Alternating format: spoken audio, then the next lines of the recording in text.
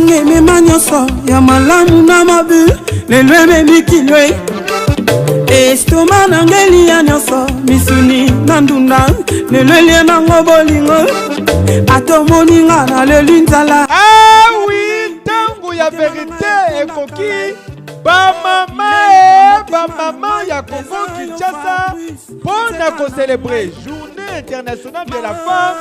Village Chetemba abokiseli bino mokolo ya dimanche 8 mars oyo à partir ya 18h.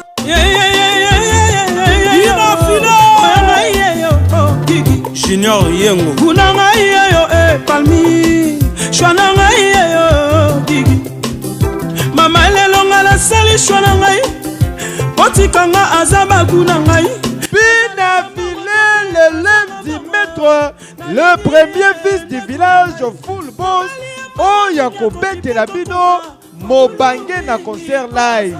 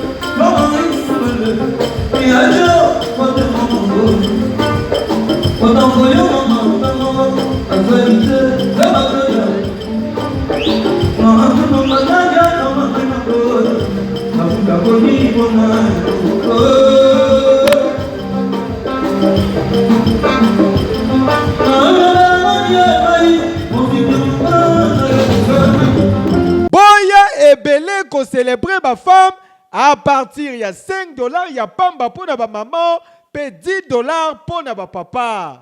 Ouais, salut la famille, salut à toutes les mamans de la République démocratique du Congo. C'est bien moi, élève du maître, petit aigle de sa génération. J'invite toutes les mamans et tous les papas le 8 mars. Le 8 mars, c'est dimanche ici. Le 8 mars à partir de 19h. Venez danser avec le lèvre du maître ici au village de Chetemba. Tout dans la mission sur Awa, le village de Chetemba, le 8 mars. Tout bien dans la maman, tout ce qui est dans la papa. Pour la maman, ils ont $5. Et puis pour la papa, ils ont $10. Pour la papa, mon choix, mon ex, c'est compliqué. Voilà, dimanche, le 8 mars, ils sont nios. Papa, tu accompagnes ma maman. Parce qu'ils ont fait la maman à partir de 19h juste que le mari.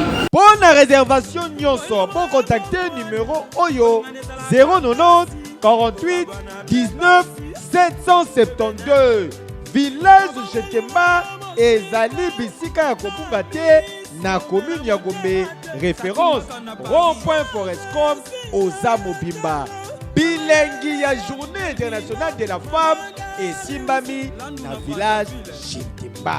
MC Jordan, DJ Torsi, 7 Bar, DJ Volt, chez le boss, DJ Arsenal Metro Bar,